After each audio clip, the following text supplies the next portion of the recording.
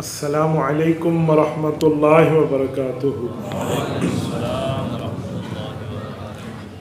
अल्हम्दुलिल्लाहि वहदा वस्सलातु वस्सलामु अला मन ला नबिय्य बअदा। अम्मा बअदु फ़अऊज़ु बिल्लाहि मिनश शैतानिर रजीम। बिस्मिल्लाहिर रहमानिर रहीम। ज़ालिकल किताबु ला रैब फ़ीहि। अन अली रज़ियल्लाहु तआला अन्हु क़ाल क़ाल रसूलुल्लाह सल्लल्लाहु अलैहि वसल्लम फ़ी हदीसिन तवील व फ़ी आख़िरिहिम क़ाल मन अमिल बिही उजिर व मन हकम बिही अदल व मन दआ इलैहि हुदिय इला सिरातिम मुस्तक़ीम। रवाहुल इमामुल हुम्माम तिर्मिज़ी फ़ी जामिअही। सदक़ल्लाहुल अज़ीम व बल्लग़ना रसूलुहुन नबियुल उम्मीयुल करीम व नहनु अला ज़ालिका लमिनश शाहिदीन वश्शाकिरीन वल्हम्दुलिल्लाहि रब्बिल आलमीन। मेरे मुअज़्ज़ज़ दोस्तों, आज 27 फरवरी 2022 बरोज़ इतवार है और मैं यहाँ ज़िला टांक में मौलाना सैफुर्रहमान, अल्लाह पाक इनके उम्र में बरकत अता फरमाए, उनकी दावत पुरखुलूस पर आपकी खिदमत में मौजूद हूँ। आज की तारीख़ में मौलाना के पास हाज़री आज से पूरे 5 माह पहले तय हुई। देखो, अल्लाह ने अपने करम से पहुँचाया। मैं शदीद बीमारी की हालत में वादे के मुताबिक आया हूँ कि इस बंदे ने हमारी मसरूफ़ियत का एहसास किया और हमसे 5 माह पहले बैठ के वक़्त तय किया है। अब बीमारी है या तकलीफ़ है, बुखार है या ज़ुकाम है, ये बाकी बातें बाद में, लेकिन वादे को पूरा करना पहले होता है। मौलाना को रब जज़ाए खैर अता फरमाए। मैं इनके यहाँ पहली मरतबा नहीं, कई एक बार आ चुका हूँ। मैं जब भी यहाँ आया हूँ मुझे अपनाइयत मिली है, मोहब्बत मिली है। हज़रत के साथ जहाँ हमारे मेज़बान जनाब उमर ख़ान साहब, अल्लाह पाक उनकी उम्र में बरकत अता फरमाए, इन हज़रात से भी, हमारे हज़रत मौलाना भाई जमील, मौलाना ताहिर साहब हमारे मुस्तकिल के मेज़बान, बाकी जितने हज़रात हैं, हमारे प्रोफेसर अहमद सईद साहब हो गए, भाई ग़ुलाम नबी साहब हो गए, भाई रईस साहब हो, जितने हज़रात हैं, इनसे मुझे भाइयों वाला प्यार मिला है। अल्लाह जानता है कि मैं इनके लिए दुआगो रहता हूँ। रब्बे करीम इनके इल्म में, उम्र में, इनकी औलाद में, इनकी सेहत में, तकवा तहारत में रब बरकत अता फरमाए। बड़ी बात होती है कि सिर्फ़ अल्लाह के लिए प्यार, कोई हमारा कारोबारी ताल्लुक़ नहीं है, कोई हमारा तिजारती वास्ता नहीं है, कोई हमारा जो है ना क्या कहते हैं, कोई रिश्तेदारी वाला बाज़-औक़ात के मामलात हैं, वो भी नहीं है। सिर्फ़ अल्लाह के लिए मोहब्बत है। रब्बे करीम हमारे इस मोहब्बत को देर और दूर तक कायम फरमाए। अज़मत कुरान के हवाले से तकरीब है। 11 खुशनसीब बच्चों ने कुरान करीम का ख़त्म किया है। मौलाना सैफुर्रहमान को रब जज़ा खैर अता फरमाए, ये सबब बने हैं बच्चों के कुरान करीम के मुकम्मल कराने का। तो मैं उस हवाले से 2-4 बातें आपकी खिदमत में रखता हूँ। मैं आपसे एक सवाल करने लगा हूँ। मौलाना सैफुर्रहमान सेहतमंद आदमी है, ये मदरसा छोड़ के दुकान क्यों नहीं निकालते? ये मदरसे में अपना वक़्त क्यों बिताते? या हम मौलवी बैठे, हम अच्छी भली मजदूरी कर सकते हैं, हम अच्छा भला कारोबार कर सकते हैं, हम जाएं तो दिन में इंशाअल्लाह ताला किसी मिस्त्री से कम नहीं कमाएंगे। ये कोई अच्छी भली हम नौकरी करना चाहें तो हम कर सकते हैं। हमें क्या ज़रूरत है हम मस्जिद में बैठ गए, मदरसे में बैठ गए? क्या हमारी तालीम नहीं है? क्या हमें कुछ दुनियावी मामलात में आता जाता नहीं है? वजह सब कुछ होने के बावजूद हम यहाँ बैठे हैं, उसकी बुनियादी वजह सुने। बुनियादी वजह यह है, हुज़ूर पाक अलैहिस्सलाम पे जब कुरान उतरता था तो हुज़ूर पाक के दिल में ख्वाहिश पैदा होती, तमन्नी पैदा होती, एक दिल में एक लहर उभरती। उस लहर की तकमील के लिए उलमा ने अपनी जवानियों को कुर्बान कर दिया। वो लहर क्या थी? वो तमन्नी क्या थी? वो ख्वाहिश नबविया क्या थी जिसकी वजह से हमने दुनिया की तिजारतें छोड़ के मस्जिद में बैठना अपने लिए बेहतर समझा? वो लहर ये थी कि जब जिब्राईल अमीन अल्फाज कुरान पढ़ते तो हुज़ूर पाक अलैहिस्सलाम भी साथ पढ़ना शुरू करते। सूरत क़यामा पारा नंबर 29, रब्बे करीम ने फरमाया ला तुहर्रिक बिही लिसानक लितअजल बिही, महबूबम वो भी पढ़े, आप भी पढ़े, एक साथ मत पढ़िए। सवाल उठता है कि अल्लाह ये मेरा पढ़ना किसी खास वजह की बुनियाद पे, जो मेरे दिल में एक तड़प मौजूद है, उस तड़प के लिए है, साथ साथ इसीलिए पढ़ता हूं। वो तड़प क्या थी कि जिब्राइल कुरान पढ़ के चला जाएगा, अगली नस्लों तक कुरान कैसे पहुंचेगा, इसे दोहरा लिया, अगली नस्लों तक जमा करके पहुंचाएंगे कैसे। तो रब्बुल इज़्ज़त ने दफा दखल मुकद्दर में जवाब दिया। दफा दखल मुकद्दर, दखल मुकद्दर कहते हैं छुपा हुआ सवाल, दफा का माने उसका जवाब दे। एतराज नकल किए बगैर रब ने जवाब दिया, इन्ना अलैना जमअहु व कुरआना। महबूबम जो आपके दिल में तड़प है ना, जो आपके सीने में ख्वाहिश उभर रही है कि अगली नस्लों तक कैसे जाएगा, वो जिम्मेदारी हमारी है।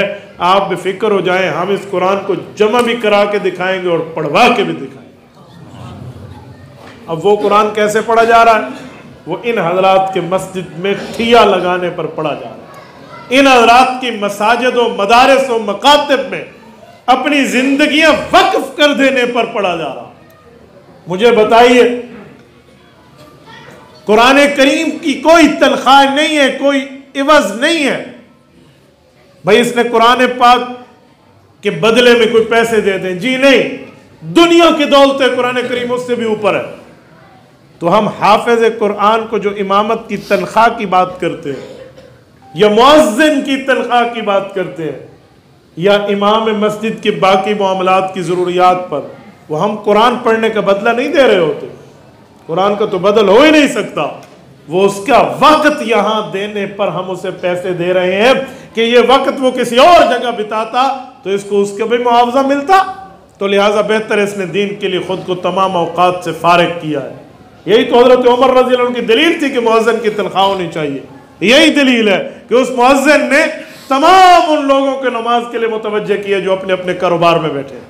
तो ये भी बैठा होता वहां तो इसे भी वहां का उजरत मिलती। तो इसे चाहिए ये मस्जिद में वक़्त दे, हम वक़्त के पैसे इसे देंगे, वरना अजान का क्या होता। तो यहां भी यही है भाइयों, ये हुजूर पाक अलैहिस्सलातु वस्सलाम की उस ख्वाहिश की तकमील में अपनी जिंदगियां वक्फ करके बैठे कि वो कुरान अगली नस्लों तक पहुंचे और सुने। यहां जो शख्स अपने माल के जरिए तावन कर रहा है, या अपने वक़्त के जरिए तावन कर रहा है, या अपनी औलाद के जरिए इनका हौसला बढ़ा रहा और तावन कर रहा है, वो याद रखे ये एक एक चीज कल क़यामत में इसकी नेकी का हिस्सा बने। मुझे एक जुमला बताएं, हम जानवर खरीदते हैं कुर्बानी के लिए, उसकी बोलो बराज, पेशाब और पखाना जो कुर्बानी के लिए खरीदा हुआ जानवर है, ये लफ्ज मेरे नहीं इमामुल अंबिया के हैं। फरमाया उसका बोलो बराज भी सवाब के नामा अमाल में तुलेगा। ये लफ्ज है मुसन्नफ अब्दुल रज़्ज़ाक, इमाम अब्दुल रज़्ज़ाक रहमतुल्लाह हदीस पाक लाए हैं अम्मा जान आयशा सिद्दीक़ा रज़ियल्लाहु अन्हा से। अल्लाह के रसूल ने फरमाया मामिन मुस्लिम युवज्जिहु ज़हियतु इलल क़िबला इल्ला काना दमुहा व फरसुहा व सूफुहा हसनातिन मुहज़रातिन फी मीज़ानिही यौमल क़ियामा। फरमाया क़यामत का दिन होगा, इस कुर्बानी के लिए जो अल्लाह की खुशनुदी के लिए तुमने जानवर खरीदा, उसकी ऊन, उसके बाल, खाल और खून और उसका बौलो बराज, पेशाब और पखाना भी उसके बकदर तुम्हें नेकियां मिलेंगी और वो नेकियां मीज़ान अदल में तुलेगी। मुझे बताएं वहां तो तुले जिन बच्चों को जिन साहिब माल ने कुरान करीम लेकर दिया, या जिस बंदे ने यहाँ की लाइट्स का इंतजाम किया, जिस बंदे ने यहाँ की बिजली का इंतजाम किया, जिसने इमारत का या कुर्रा के यहाँ बैठने का इंतजाम और इंतजाम किया, क्या ये उसकी नेकियां नहीं तुल सकती? तो मेरे दोस्तों, खुशकिस्मत लोग ये हैं, खुशकिस्मत लोग इनसे पढ़ने वाले हैं, खुशकिस्मत औलाद अपनी माँ बाप अपनी औलाद को पढ़वाने वाले हैं, और खुशकिस्मत साहिब माल है जिनका माल यहाँ लग रहा है। और एक जुमला मैं ये भी कहूँ, जो लोग दीन के लिए लगाते हैं ना, शैतान हमला दो किस्म के करता है। या तो दीन पे खर्च नहीं करने देता, या बंदा खर्च कर ले फिर उस खर्च के सवाब को बचने नहीं देता। आप कहेंगे लगने नहीं देता और बचने नहीं देता का क्या मतलब है? लगने नहीं देता का माना है मौलवियों को बहुत सी चीजें मिली हुई हैं, छोड़ दे तो क्यों देता है? तो वो लगाने नहीं देता, बचाने नहीं देता। वो क्या है, एक बंदा लगा तो देता है, दे देते हैं, उसके दिल में तरह तरह के खदशात डालता है। वो खदशात क्या है, उनमें एक खदशा तो ये है कि हो सकता है ज़ात पे खा गया हो। भाई तूने अल्लाह को दिया है, वो खा गया हो तो अल्लाह उसे पूछेगा, तेरा पत्ता तो साफ है ना, शैतान दिल में डालेगा। अच्छा चलो ये भी ना हो ना, तो शैतान एक और दिल में डालता है कि वाकई मेरा माल तो यहाँ लग रहा है, खाया वाया किसी ने नहीं है, लेकिन मैं इनका मोहसिन, इन्हें मुझे थैंकफुल कहना चाहिए, मेरा शुक्रिया अदा करना चाहिए, क्यों, मैं इन पे माल लगा रहा हूं। ये बहुत बड़ा उज्जब है जो शैतान दिल में डाल देता। अगर ये बात मान ली जाए कि हम मोहसिन हैं इसलिए हम पैसे लगा रहे हैं, तो फिर नेकी नेकी नहीं बनती। आप मुझे ईमान से बताएं, जो ज़कात है, एक ज़कात है देने वाला, एक ज़कात है लेने वाला। मैं दलाइल की बुनियाद पे साबित कर सकता हूं कि ज़कात लेने वाला मोहसिन है, देने वाला नहीं है। लेने वाला देने वाले का मोहसिन है। क्यों कि ज़कात ये न निकाले तो कुरान करीम कहता है यौम युहमा अलैहा फी नारी जहन्नम फतुक्वा बिहा जिबाहुहुम व ज़ुहूरुहुम व जुनूबुहुम हाज़ा मा कनज़्तुम लिअन्फुसिकुम, कि अगर ज़कात न दे क़यामत में माथे पर, साइड पर और कमर पर आग लगेगी, काविया वाली, फतुक्वा बिहा जिबाहुम, काविया वाली आग जिससे जस को पिघाल के लगाया जाता है। और यौम युहमा, जहन्नम में बुखार हो जाएगा और ये रोएगा, ये क्या हो रहा है, तो फरिश्ते कहेंगे हाज़ा मा कनज़्तुम लिअन्फुसिकुम, ये ज़कात सदकात ना देने की सजा है। तो अगर ये ज़कात न दे तो पकड़ा जाएगा, तो ये ज़कात निकाल रहा है और खुद को आखिरत में छुड़वा रहा है।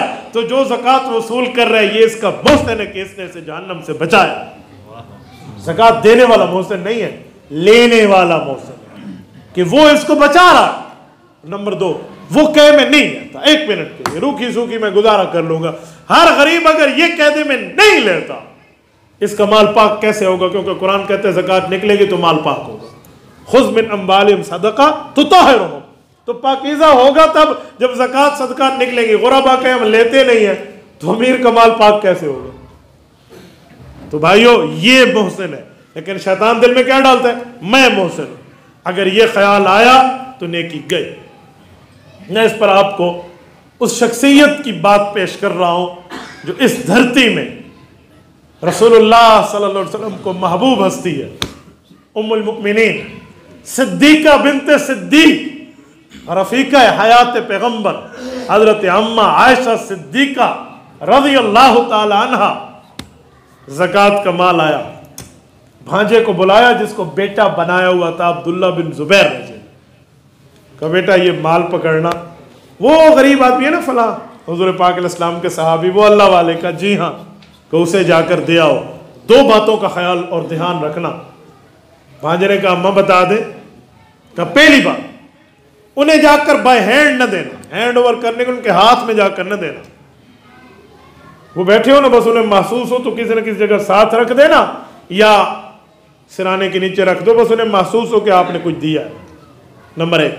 नंबर 2, उन्हें यह भी ना कहना कि हमारे लिए खैर की दुआ करें, अल्लाह पाक हमारी बेहतरी करें, हमारे लिए दुआ करें, खुसूसी दुआ करें, ये वो, इस तरह यूँ पाबंद भी न करें।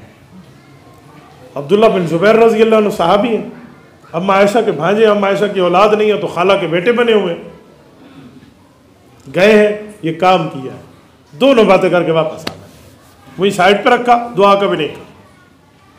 उसने जो दुआएं दी, लेकिन इन्होंने डिमांड नहीं की। वापस आए तो कहते हैं मेरे दिल में सवालात उबल रहे थे कि मैं अम्मा आयशा से पूछूं ये आपने इन 2 बातों को मुझे पाबंद क्यों बनाया। बस मौके की तलाश में थे। अम्मा रज़ी अल्लाह अन्हा के पास बात का मौका मिले ना, ये दो सवाल फरमा दिए। कहा ये ज़रा 2 बातों की वजाहत तो फरमा दे। मुझे तब दोनों बातें पूछी ना, अब्दुल्ला ये मेरे रब का मसला है, तू दरमियान में क्यों आता है। कि अम्मा हमारा फ़ायदा हो जाएगा, मैं आगे किसी को बताऊँगा, किसी मुसलमान का भला हो जाएगा, आप वैसे ही बता दें। टाक के गयूरो हज़रत अम्मा रज़ी अल्लाह अन्हा का जवाब से फरमाया अब्दुल्ला मैंने इसलिए नहीं कहा कि उनके हाथ में जाकर देना, हो सकता है आप जब हाथ में जाकर दो यूं दे लो, तेरा हाथ ऊपर हो, नीचे वाला हाथ लेने वाला हो। हालांकि ऊपर वाला तो बेहतर होता है और नीचे वाला जो है इतना बेहतर नहीं है कि वो लेने वाला है, तो बेहतर तो उसे होना चाहिए जो हमारे माल को पाक कर रहा है। हम उसे जाकर दें तो हमारी बेहतरी नज़र आएगी, इसलिए हाथ में न देना। लेकिन उसे मालिक तो बनाना है, तो उसकी किसी साइड में उसे महसूस कराते हुए रख देना, ताकि उसका दिल भी न टूटे कि अल्लाह मैं इस हालत पर आ गया हूँ, मैं अब लोगों की ज़कातें वसूल कर रहा हूँ। उसके दिल का भी ख्याल करना, जिसे कहते हैं इज्जत नफ्स का पास रखना है तुम्हें। दूसरी बात उसने कहा फिर दुआ का क्यों नहीं कहा, चलो ये मसला तो हल हो गया, तो वो हमें दुआ दे दे, उसका दिल खुश होगा हम उसे कुछ दे रहे हैं। वो अगर दुआ दे दे, हम दुआ का कह दे, हमारा बेड़ा पार हो जाए, तो दुआ का आपने मना क्यों फरमाया। अम्मा आयशा का जवाब सुने, रिसालत में आपकी वाकई रफ़ीका हयात है। अल्लाह के रसूल से दीन पढ़ा, सीखा, सुना, समझा और अपनी आंखों के सामने दीन उतरते देखा। अम्मा आयशा ने फरमाया, बेटा अब्दुल्ला, दुआ का तो उसे कहो जिस पर एहसान करो। हम कोई उस पर नेकी कर रहे हैं कि तू ले ले, नेकी तो वो कर रहा है कि वो वसूल कर रहा, तो हमारा पाल पाक हो रहा है। तो जब हम उस पर कोई नेकी कर ही नहीं रहे, तो उसे दुआ का क्यों पाबंद बनाए। उसका जी चाहे करे, उसका जी चाहे न करे, मेरा और मेरे रब का मामला है। तो मेरे दोस्तों, ये शैतान दूसरी बार बंदे के दिल में ख्याल डालता है तू मोहसिन है। हम मोहसिन मोहसिन कोई नहीं, मोहसिन वो है जो ले रहा। मैंने इसी पर एक वाकया पढ़ा। एक शख्स था, अल्लाह ने उसको माल भी दिया और दिल भी दिया और हौसला भी दिया था। उसको किसी ने आकर झूठ मूठ ये बात बताई, उसे नहीं पता था झूठ है, लेकिन वाकया झूठा था। ये बताया कि जो तू 2 मन गंदम देता है ना फला मौली साहब को, वो उससे आधा मन अपने घर ले जाते हैं और आधा तलबा को खिलाते हैं। तो वो बंदा 2 नंबरी करते हैं, जैसे 2 मन 1 मन जो तू गंदम देता है ना, ये आधा आधा कर लेते हैं। एतराज करने वाले और शिकायत लगाने वाले का ज़हन ये था कि मौलवी की रोटी रोजी बंद हो जाएगी, इसलिए मैं इसकी 2 नंबरी वहां बताऊं। वो शख्स जो देता था उसके जहन में ये नहीं था कि मैं मोहसिन हूं, उसके जहन तो ये था कि मेरा माल ये लोग अल्लाह वाले ले रहे हैं, तो मेरा माल पाक हो रहा है, अल्लाह मुझे दे रहा है, मैं इनको दे रहा हूं। तो उसने उसकी बात सुनी, कहा फिर कहा वो 2 नंबरी है। तो उसने कहा अल्लाह आपका भला करे, आपने मुझे बता दिया। अब ये बड़ा खुश हुआ, इसका सीना चौड़ा हुआ कि मैं तो काम पूरा किया। उन्होंने कहा बस खुदा आपका भला करे, मेरी गलती है। अब ये अंदर समझ रहा है कि मेरी गलती है, मैं सिद्ध देता हूं। उन्होंने कहा जी मेरी गलती है। जब उसने तीसरी बार कहने का हजरत कौन सी, कहा यही कि मैंने उस मौलवी साहब की जाती जरूरत का ख्याल नहीं रखा, सिर्फ उसके मदरसे को देखा। आज के बाद 2 मन गंदम दूंगा, एक कुरान पढ़ाने वाले के घर के लिए और एक तलब। जब अल्लाह के साथ दिल लगा हुआ हो ना, तो फिर ऐसे ही हो। दीन पर जो माल लग जाए वो बच जाता है, जो न लगे वो खत्म हो जाता है। आप कहेंगे कैसे? जो लग गया तो कयामत में अजर मिलेगा, तो बच गया ना, वो बैंक बैलेंस है हमारा। और जो नहीं लगा वो तो रह गया, उसका तो हिसाब किताब बराबर हो जाएगा, उसका क्या अजर है। तो मेरे दोस्तों, ये हुज़ूर पाक अलैहिस्सलाम की ख्वाहिश की तकमील है, जो पढ़ने के लिए बैठा है या पढ़ाने के लिए बैठा है। और एक बात मैं मजीद भी करूं, रिसालत इमाम अलैहिस्सलाम ने खुद हिफ्ज़ की क्लास पढ़ाई है। हुज़ूर पाक अलैहिस्सलाम से सहाबा किराम ने हिफ्ज़ पढ़ा। हुज़ूर पाक अलैहिस्सलाम ने खुद तदरीस की है, तालीम की क्लासेस पढ़ाई हैं, सहाबा किराम को कुरान और सुन्नत और दीन और शरीयत की तालीम दी है। तो ये मदरसा जो है, हर मदरसा बेटा है उस मदरसे का जो मदरसा मेरे रसूल का है। ये मदारस उस मदरसे की औलाद। रिसालत इमाम अलैहिस्सलाम मोहतमिम में हुज़ूर पाक अलैहिस्सलाम ने सुफ़ा का मदरसा कायम किया और उसमें बैठ के तलबा की ज़रूरियात पूरी करने के लिए बाकियों को तरगीब दी है। रिसालत इमाम अलैहिस्सलाम ने एक एक मौके पर, तो ये लोग जो बैठे हैं ना, इनको भी अपने बच्चे अजीज़ हैं, इनको भी अपनी औलादें अजीज़ हैं, लेकिन ये दीन के लिए बैठे हैं। तो ये वो लोग हैं जिनने अपनी ज़िंदगियों को दीन के लिए वक्फ किया हुआ। वरना कारोबार का क्या मसला है? कारोबार का कोई ऐसा मसला नहीं है, आराम से बंदा आसानी से कारोबार। बल्कि मौलवी तो सच्चा है ना, इसने तो 2 नंबरी में नहीं करनी, क्योंकि हदीस में है कि जो बंदा झूठी कसम उठाए तो माल बिक जाता है, साथ बरकत भी चली जाती है। तो झूठी कसम भी नहीं उठाएगा, ये तो हलाल कारोबार करेगा, रब इससे भी ज़्यादा बरकत देगा। लेकिन उन मामलात को छोड़ के यहाँ बैठा है, ये हुज़ूर पाक की ख्वाहिश की तकमील के लिए बैठा है कि मेरे पाक पैगम्बर ने एक जमात मांगी थी, मौला जो इस कुरान को पढ़े भी और आगे फैलाए भी। और मेरे दोस्तों, अगर आप और हम एक बात पे गौर करें तो ये MA BA और ये MPhil और PhD लेवल की डिग्री कोई डिग्री नहीं है। सबसे बड़ी डिग्री ये है कि बंदे के दिल में अल्लाह की किताब मौजूद, सबसे बड़ी डिग्री। इससे बढ़ के डिग्री और आप क्या मांगेंगे? क्यों?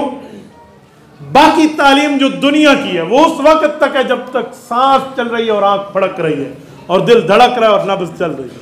लेकिन ये दीनी तालीमात उस वक्त तक है जब तक जन्नत के आखिरी दर्जे पर कुरान वाला पहुंच नहीं जाता। रसूलुल्लाह सल्लल्लाहु अलैहि वसल्लम ने फरमाया, जब क़यामत में कुरान वाले को बुलाया जाएगा ना तो कहा जाएगा इक़रा, कुरान सुना। मरने के बाद, उठने के बाद क़यामत में इक़रा, कुरान पढ़। वो आयत पढ़ेगा, रब के फरिश्ते कहेंगे वर्तक़, एक दर्जा, एक स्केल तेरा मिल गया, एक स्केल बढ़ गया, तो जो तेरा दर्जा बढ़ गया। वर्तक़, आगे वरत्तिल, जल्दी की जरूरत नहीं है, ठहर ठहर के पढ़। वरत्तिल कमा कुंता तुरत्तिलु फिद दुनिया, जैसे दुनिया में तो कुरान के साथ इंसाफ करता था और ठहर ठहर के पढ़ता था। फ़इन्न मंज़िलक इंद आखिर आयतिन तक़राउ बिहा, जहाँ आखिरी आयत वही आखिरी स्केल। आप अंदाज़ा लगाएं कितना बड़ा दर्जा ये आखिरत का मकाम है। और मेरे दोस्तों, मैं एक बात मज़ीद कहता हूँ, रिसालत इमाम अलैहिस्सलातु वस्सलाम ने जो आपको और हमें कुरान करीम दिया है, तो इस कुरान करीम के पढ़ने पढ़ाने की ज़िम्मेदारी इस्लामी तौर पर हम सब की है। हम अपनी बच्चियों को भी पढ़ाएं और अपने बच्चों को भी पढ़ाएं। सिर्फ अब लोग बाज़ों का तालीम मर्द तक समझते हैं। तालीम में मर्द औरत दोनों बराबर हैं। तालीम दीन में मर्द औरत दोनों बराबर हैं। और अगर मैं ये कहूँ ना कि औरत का हिस्सा थोड़ा ज़्यादा है तो शायद ये बेजा नहीं बजाओ। आपको और मुझे जो सबसे पहले स्कूल मिला है वो अम्मा जी की गोद मिली है। और अगर वो माँ पढ़ी हुई है दीन तो अपने बच्चे को पढ़ाएगी, और नहीं पढ़ी हुई तो उसने भी रिमोट हाथ में देकर टीवी के चैनल बदलाना सिखा देना है। तो भाई ये चाहिए। मैं अपनी बात करता हूँ, लोग बाज़ औक़ात कहते हैं आप क्या कर रहे हो। मैं कारगुजारी के तौर पे अपनी बात ज़रूर पेश करता हूँ कि मेरी वालदा सैयदा है, सैयदना अलीजुल मुर्तज़ा रज़ी अल्लाह तआला अन्हु की कोई 39वें नंबर की पोती बनती है। रब इसकी कब्र पे करोड़ और रहमतें नाज़िल फरमाए। कच्ची क्लास KG1 पढ़ने बाद में गया हूँ।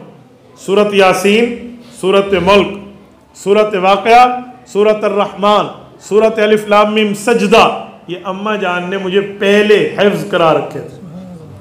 देख के पढ़ना उस वक्त नहीं आता था। कोई यासीन और अर्रहमान खोल देता ना, मैं फ़र्क न कर सकता देख के, लेकिन ज़बानी मुझे पता है अर्रहमान यूँ शुरू हो रही है और सूरत यासीन यूँ शुरू।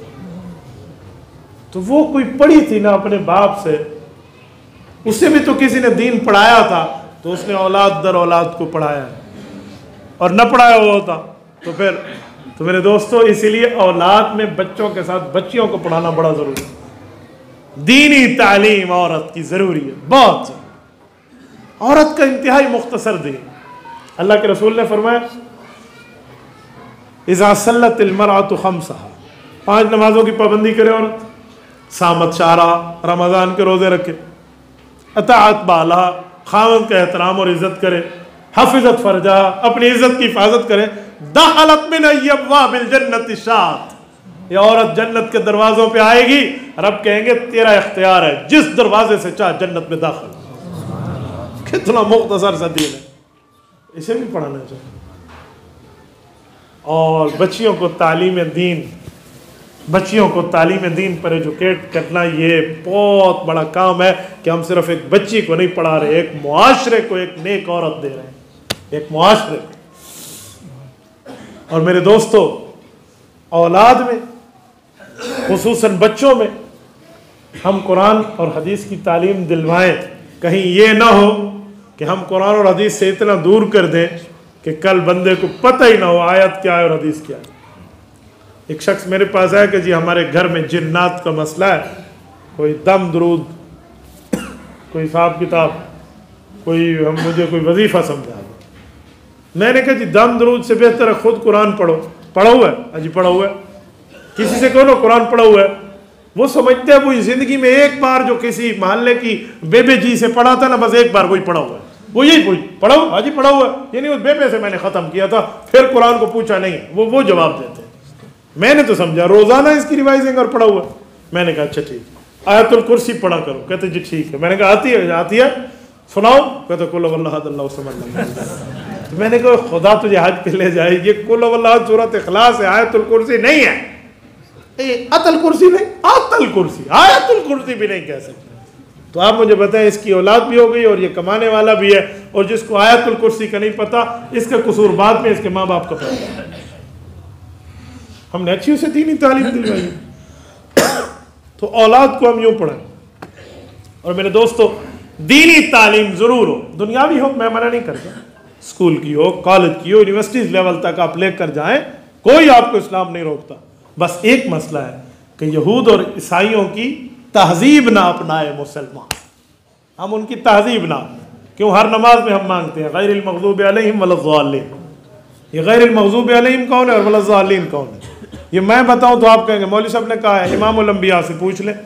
रसूलुल्लाह सल्लल्लाहु अलैहि वसल्लम ने फरमाया, अब्वाबुत तफसीर जामे तिर्मिज़ी में मौजूद है। हज़रत इब्न अब्बास फरमाते हैं अल यहूद वन नसारा, गैरिल मग़ज़ूबि अलैहिम से मुराद यहूद है और ज़ालिन से मुराद नसारा है। तो यहूद और नसारा की तहजीब तो हम हर नमाज में पनाह मांग रहे हैं, तो कौन स्कूल कॉलेज से मना करते हैं? इस तहजीब से मना कर रहा है कि आप ये ना हो कि कल वो तहजीब अपना लें। बाकी आप पढ़ना मना नहीं। और ताल्लुकात किससे रखें? अल्लाह रब्बुल इज़्ज़त के मानने वालों से रखें, अल्लाह के मुनकर से बचें। रात को वितर पढ़ते हैं और अल्लाह से वादा करके सोते हैं। व नखलऊ व नतरुक मन यफजुरुक, पढ़ते नहीं पढ़ते? व नखलऊ व नतरुक मन यफजुरुक। आप उलमा से जाकर तर्जुमा पूछ ले, वो बताएंगे व नखलऊ अलग होते हैं, व नतरुक छोड़ते हैं। किसे? मन यफजुरुक, जो अल्लाह का नाफरमान। रात को सोते हुए ये वादा कर लेते हैं और सुबह फिर हमारे याराने, हमारे ताल्लुकात, हमारा आना जाना, हमारी तहजीब व तमद्दुन उसी के साथ जो अल्लाह का नाफरमान। तो भाइयों नहीं। और फिर मैं एक बात आपको मजीद समझाऊं, कुरान करीम हर दौर में बंदा पढ़ सकता है, कभी मना नहीं है शरीयत की तालीम।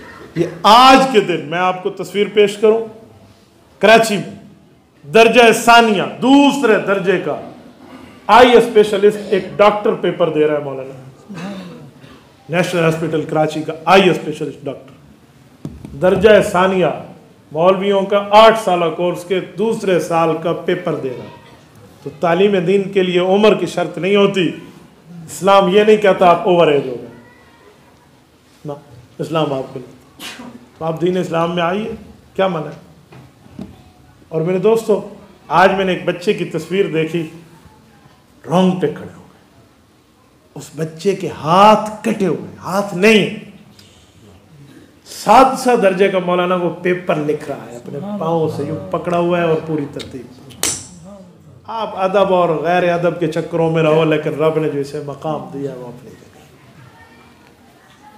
मैंने कहा दुनिया की तमाम उसने चीज़ों को एक तरफ रख के रब के कुरान और नबी के फरमान पर कैसे उसने अपनी मदद आपके ताते काम। हालांकि ऐसे के लिए ऑप्शन मौजूद है कि आप वाई एग्जाम में आ जाइए, आप ज़बानी वो सलाम वो जो है ना क्या कहते हैं ज़बानी, आप हिफ्ज़ पर तकरीरी इम्तिहान भी आप दे सकते, लेकिन उसने हिम्मत नहीं हारी। तो दीन कभी बना नहीं, दीन जब भी हो आप पढ़े, जब भी। मैंने एक गालिबन सोमालिया के हैं या सूडान के थे, वो बुजुर्ग जिंदा हैं तो अल्लाह कायम रखे, वफात हो गए तो अल्लाह कब्र पे करोड़ों अरबों रहमत नाज़िल फरमाए। अरबी है और वो हमारे यहाँ मस्जिद है डेरा इस्माइल खान में, मस्जिद हाफिज़ हैदर वाली, पूरा नाम है उसका मस्जिद हयातुन नबी सल्लल्लाहु अलैहि वसल्लम। उस मस्जिद में उनकी तश्कील हुई। ये मैं गालिबन आपको 98-99 की बात कर रहा हूँ, ये मेरे उस ज़माने में स्कूल लेवल की बात है। उस वक्त उनकी उम्र कोई 106 के लगभग थी, तगड़ा आदमी था, असा तो रखता था लेकिन उनको चलने फिरने में उसको सहारा नहीं चाहिए। वो 1 साल लगा रहा था तबलीगी जमात में। तो वजह क्या है भाई, ये मौलवी साहब है। मौलवी साहब जो है वो साल पे आते हैं, तो उन्होंने कहा जी हाँ ये मौलवी साहब है। इसने 95 साल की उम्र में शौक लगा, हिफ्ज़ किया, फिर उसके बाद इल्म दीन पढ़ा और 105 साल तक, यानी कि वो आखिरी 8-10 साल तक ये आलिम बन चुका था, और फिर ये अगला साल जो है तबलीग में साल लगा। ये मैं आपको अपने आंखों देखी बात कर रहा हूँ। तो इल्म दीन तो कभी मसला नहीं, कभी मुश्किल नहीं, किसी मौके पर कोई मसला नहीं। तो आप दीन के लिए खुद भी चलिए और अपनी औलादों को भी रखिए। और जब आपका बच्चा दीन पढ़ जाएगा, जो खुशी आपको होगी ना, यकीन माने उस खुशी के लिए आप लिखने के लिए कोई किताबों की किताबें भी लिख देना, उस खुशी को आप नहीं लिख सकते। वो फीलिंग्स होते हैं, वो एहसास होते हैं। यार जिस शख्स की औलाद के सीने में अल्लाह का कुरान का कोई हिस्सा भी आ जाए, इसकी जन्नत तो पक्की है। जो इसने अपनी औलाद को यहाँ लगाया, इसने अपनी औलाद को यहाँ लगा दी। तो भाई ये बहुत खुशकिस्मती की बातें होती हैं और बहुत बड़ी अल्लाह की तरफ से इनाम और इकराम का मकाम और दर्जात होते हैं कि इनकी ज़बानें, इनके औकात, इनकी सलाहियत, इनकी जवानी, इनकी औलादें अल्लाह के कुरान के साथ जिंदा है। मेरे दोस्तों, हदीस पाक में कि जिस शख्स ने कुरान करीम को पढ़ा और इसको याद किया, क़यामत में शख्स आएगा, इसको अल्लाह एक खुसूसी पैकेज देंगे। वो पैकेज की तफसील आपने पढ़नी हो ना, तो हज़रत शेख ज़करिया रहमतुल्लाह अलैह की फ़ज़ाइल अमाल उठाएँ और फ़ज़ाइल कुरान में इस हदीस की तफसील देख लें। मैं एक ही पैकेज बताता हूँ, बाकी तफसील हज़रत शेख ने फ़ायदा में पूरी तरतीब से लिख दी है। फरमाते हैं अशरतुम मिन अहली बैतिही कुल्लुहुम वजबत अलैहिन नार। वो खुसूसी पैकेज ये होगा, उस हाफिज़ को बुला कर रब फरमाएंगे अपने फैमिली में पता कर, वो 10 बंदे जिन पर जहन्नम का डिसीजन होकर जहन्नम में दाखिल हो चुके, तू उन 10 बंदों की लिस्ट बना के ले आ।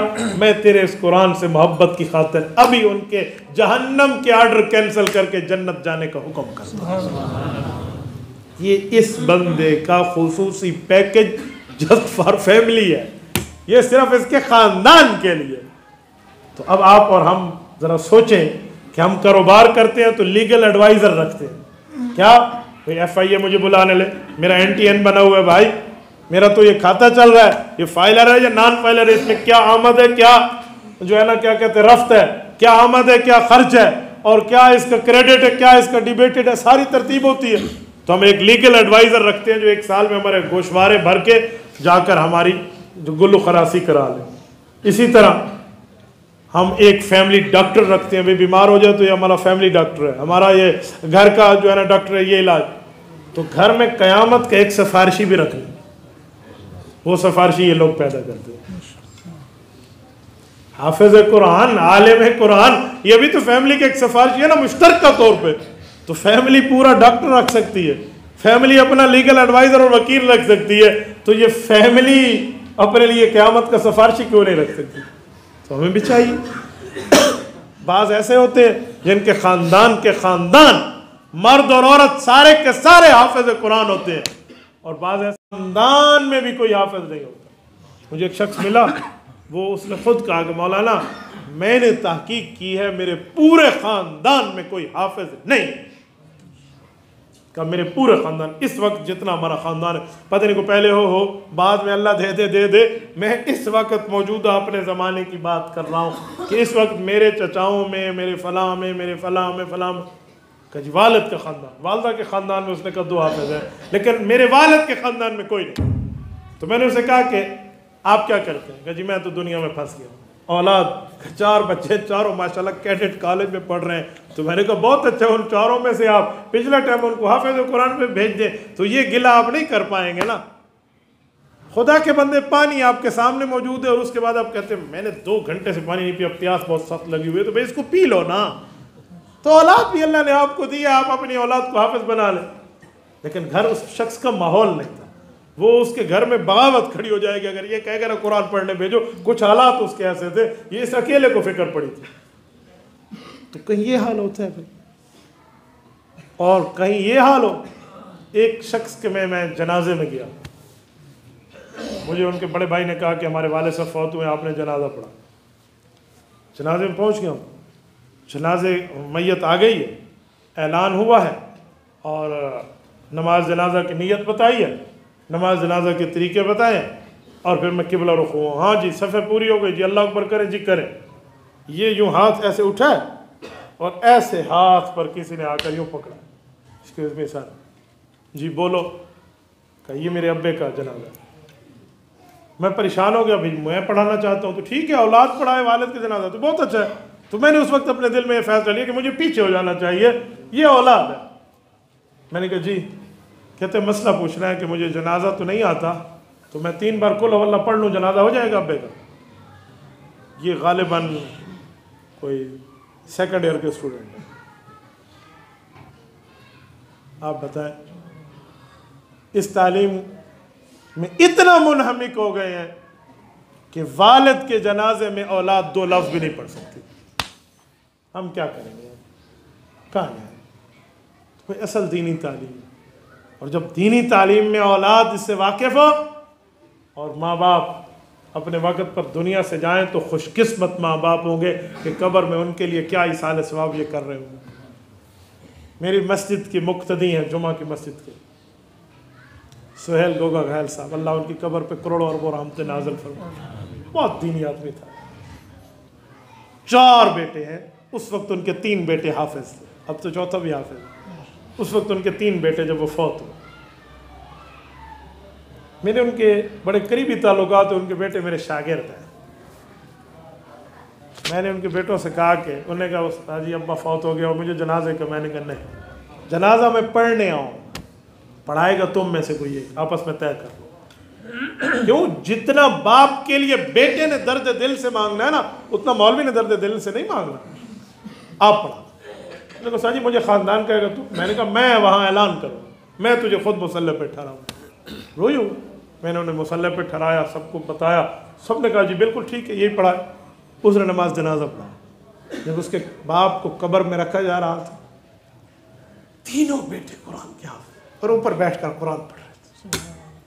एक सर से बैठे, एक पाँव की तरफ बैठे और एक साथ में बैठे। मैंने कहा इस मौत पे रश्क आता है, वरना तो सबने है। औलाद अपने वालिद के लिए पढ़ रही है और मांग रही है। ये वक्त है जिसके लिए उसने अपनी औलाद को तैयार किया।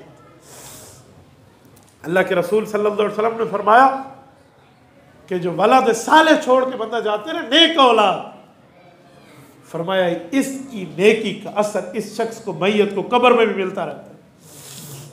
वलद साले यदउ लहू में उसकी इबादत भी आ जाती है। कितनी खुशकिस्मती। मैंने वहां उन लोगों का, मैंने कहा इसकी मौत का गम अपनी जगह, लेकिन इसकी 3 औलादें ऊपर बैठकर अपने बाप पर कुरान पढ़ रही हैं, यह खुशकिस्मती की खुशी अपनी जगह। तो भाइयों, असल तो यही चीज है, असल यही है। हमने दुनिया छोड़ जाना है, मर जाना है, याद रखें। दुनिया में हमसे बड़े को 30, 32, 31 मार खान ऐसे भी आए जो कहते थे हम नहीं होंगे तो पता नहीं कौन सा अज़ाब आ जाएगा। और ऐसे लोगों से कब्रिस्तान भरे हुए हैं जो कहते थे कि हमारे बगैर दुनिया 1 मिनट भी नहीं चल सकती। रब जिंदगी देता है, रब मौत देता है। दरमियाने वक्त में आपने और मैंने सिलेक्शन करनी है कि हमने राइट जाना है या हमने रॉन्ग जाना। इजराइल से कहा ना रब्बे करीम ने, ये कर दें और ये कर दें, उसने फौरन कर देना।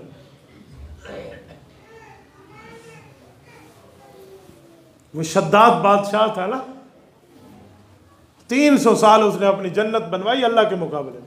कोई मजदूर सर पे खाली बास्केट रख के एक तरफ से दूसरी तरफ जाता है ना, तो उसकी भी टोकरी भर जाती, ऐसे फल गिर रहे होते। अब जब इसने विजिट करना था तो अल्लाह ने फरमाया इजराइल इसने 1 पाँव अंदर रखना है, दूसरा इसे अंदर नहीं रखने देना। इसने मन अशद्दु मिन्ना कुव्वा कह के अल्लाह की अथॉरिटी को चैलेंज किया। हुक्म की तामील हुई, 1 ही पाँव अंदर और बच्चों की रूह गए, चल खत्म। जिब्राइल हम इजराइल मार दिया जी, मार दिया, सब कुछ पता। अल्लाह तो दिलों के भेद से खूब वाकिफ है कि तूने हुक्म पे अमल तो किया, लेकिन तेरे दिल में क्या है? अल्लाह मेरे दिल में तो यही है कि काफिर और दुश्मन था तो सही, अंदर जाके अपनी जन्नत तो देख लेता। 300 साल इसने मेहनत की है, इसे इतना तो मौका मिल जाता। ठीक है। इसके अलावा भी कभी दिल में आया था इस तरह कि इसकी मौत का थोड़ा सा कोई मामला बढ़ जाता? कहा जी हाँ, एक ही बार आया है, पहले भी। कहाँ आया? कश्ती पे जा रहे थे ना वो सारे, बाप उसका कश्ती चला रहा था और औरतें बैठी हुई थी और उसकी बीवी बैठी और उसका दूध पीता बच्चा भी बीवी के गोद में था, और वो तूफान आ गया और उसका बाप मर गया और कश्ती जो टुकड़े टुकड़े हो गई और एक तख्ते के ऊपर वो माँ अपने दूध पीते बच्चे को रख कर जा रही थी, जिसका कोई ना चलाने वाला ना कोई रोकने वाला, बस जा रही है और जा रही है, पता नहीं ये तख्ता कहाँ जाकर पार लगे। तो ये माँ और बच्चा दो हैं। तो आपने फरमाया जाओ और माँ की रूह निकाल लो। तो जब ये अकेला बच्चा है तो अब इसका कौन रखवाला होगा? तो आपका कहना था मैंने रूह निकाल दी। तुझे पता है उस बच्चे का क्या हुआ? कब मेरा काम तो रूह निकालना ही था ना, जितना आपने फरमाया उतना काम हमने किया, बाकी अल्लाह जाने उसके काम जाने। का यही शद्दाद वही तख्ते वाला बच्चा था, इसको उस वक्त से यूं इज्जतों से मैंने नवाजा था, जिसको असबाब की दुनिया में कोई निगरानी और रखवाली वाला भी कोई नहीं था, जिसका बाप मर गया, कश्ती टूट गई, माँ तख्ते पे थी, माँ वही मर गई, और इस बच्चे को उस तख्ते से उठाया कैसे, इसे तालीम कैसे मिली, इसे इज्जतें कैसे मिली, इसे दौलत सरवत वजाहत कैसे मिली, और आज इसको रुतबा मकाम और मर्तबे में एक बादशाहत पर बिठाया कैसे। और इसने सब कामों के बजाय कोई शुक्र का लफ्ज़ कहता, ना शुक्री करके मेरे मुकाबले में जन्नत बनाने आया है। अब बता इजराइल इसका रूह कैसे निकलवाया? कहा जी अल्लाह आपके हर काम में हिकमत है। ये रब हमें वक्त दे रहा है। अजान और इकामत हमारी पैदाइश के वक्त हो चुकी है, इसीलिए नमाज जनाजा में अजान और इकामत नहीं है कि ये वो नमाज है जो बच्चा पैदा हुआ तो एक कान में अजान एक कान में इकामत हो गई थी, बस अब सिर्फ अल्लाह अकबर जितना टाइम बाकी है, ये दरमियान में इसको जो स्पेस मिला है इसने अच्छा बनाना या बुरा बनाना। तो भाई ये हमारे पास वक्त है, इसमें हम खुद और अपनी औलाद है इस कुरान पर लगाएं, इस दीन पर लगाएं, इस इस्लाम पर लगाएं, इस मज़हब पर लगाएं, तो फिर कल क़यामत में हम उठाएंगे सर तो सजदा शुक्र के साथ कि हम रसूलुल्लाह सल्लल्लाहु अलैहि वसल्लम के बावफा, हम बेवफा। अल्लाह आपको रम सिरात मुस्तकीम अता फरमाए, दीन इस्लाम पर अमल की तौफीक अता फरमाए, कुरान करीम पढ़ने और पढ़ाने की तौफीक अता फरमाए। अक़ूलु क़ौली हाज़ा व अस्तग़फ़िरुल्लाह व आख़िरु दअवाना अनिल हम्दुलिल्लाहि रब्बिल आलमीन।